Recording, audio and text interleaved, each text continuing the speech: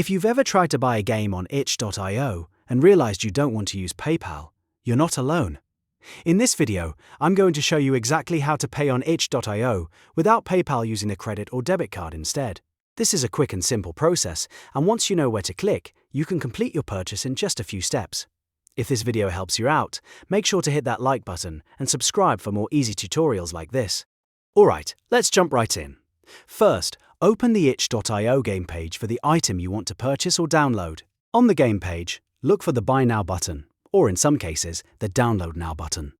This is the starting point for the checkout process, and it will take you to the payment options for that game or file. Once you click that button, itch.io will open the checkout screen.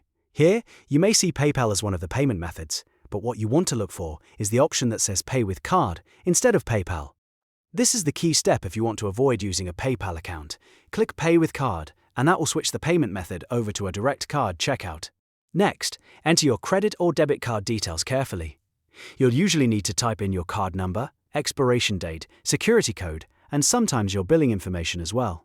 Make sure everything is entered correctly so the payment goes through without any issues.